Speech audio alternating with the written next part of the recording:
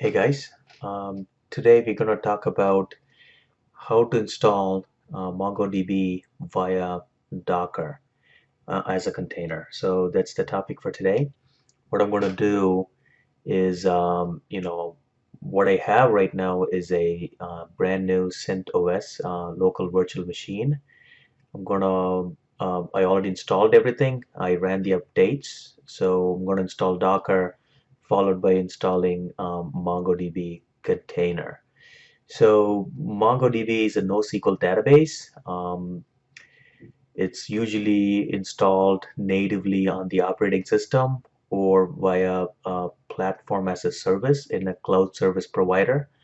Um, you know, uh, so the other way of consuming MongoDB is via installing as a container.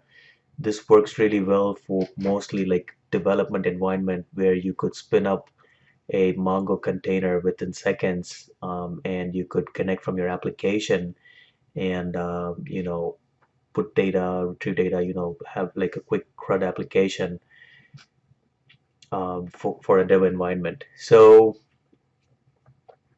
on this Linux machine, like I said, it's brand new. I have just CentOS updates, so it's up to date. It's pretty much it's a brand new virtual machine. What I'm going to start with is installing Docker.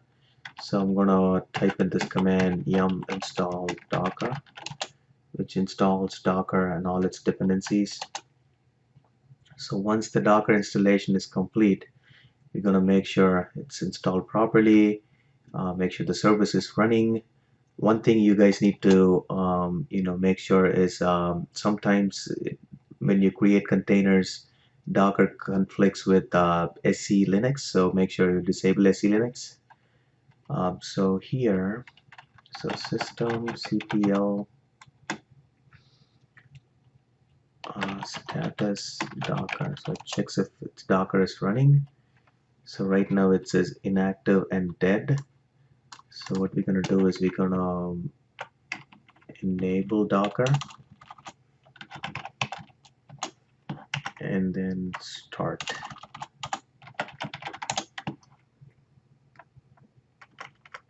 Okay, status, now it's up and running. Okay, let me run the command docker ps.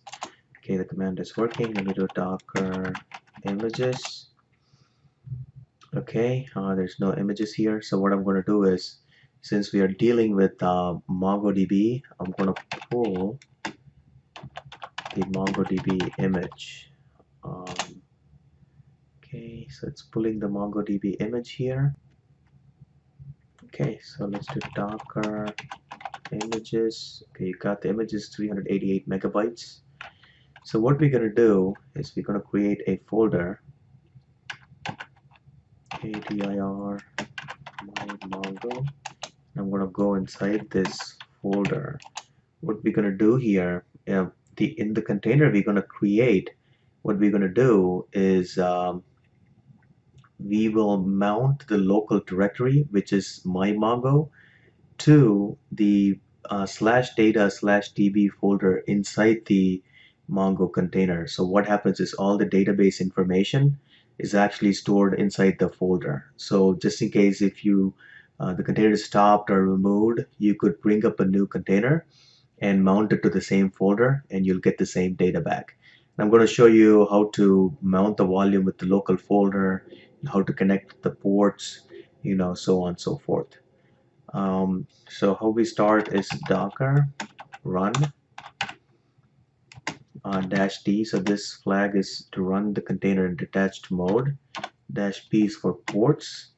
So 27017, 27017. So the first 27017 is the port on the local machine that we are connecting to port 27017 on the container. So using the same port, we are just exposing the port in the container to the local machine here. So we could consume the database. This is followed by volume mapping, where we are already inside the My Mongo folder. So what I'm going to do is I'm going to map the pwd, the current working directory, which is pwd's print working directory. So what I'm going to do is I'm going to map the current directory to data db. So the left hand side of the colon is always the local machine, the right side is the containers volume. So we're connecting the local directory to the containers data db so we could retain the database data here.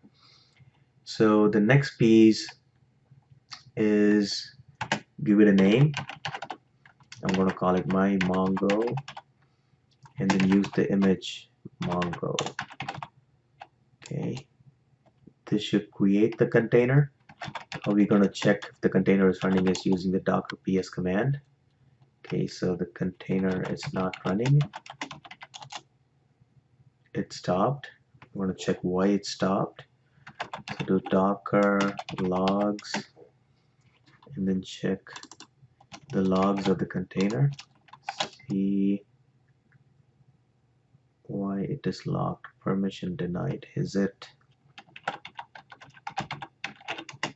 SC Linux thingy? Let's give it a shot. So I'm going to do docker rm. Okay, so now check docker ps-a. So the container is removed. I'm going to try running this container again. Do docker ps. Okay, now it's running. The point is, in my system, the Linux SC Linux is enabled as a security feature. I had to disable it to get rid of this permission issues. So once that is done, the container is up and running. How do we verify this? Couple of ways. One is I'm exposing port 27017, so I could use this command, make sure the port is exposed. So you see the port is exposed via Docker proxy. And I could also check via the IP, the network links, where this Docker 0, it's a bridge, it's a Linux bridge created by Docker, and this VE is technically used by this container to connect to the external world. So we know the Docker, we know the MongoDB is up and running. On a side note, there could be another problem that the Linux is complaining about. IPv4 forwarding is disabled. So when that happens, what you need to do is you need to enable IPv4 forwarding. I put in the commands here. So open up vi and then open up the file, which is /etc/ctl.conf, and just append the page with this line net.ipv4 .ip _ forward equal to 1. Save the file. It's :wq exclamation, and once that is done, when you're back to the shell, just type this command sysctl-p. This will apply the config to the kernel, and once this is complete, you can run the docker command, and this issue will be gone. So to access the shell, I'm going to log into the container. You do this by doing docker exec -it followed by this. I'll run a command, so that'll be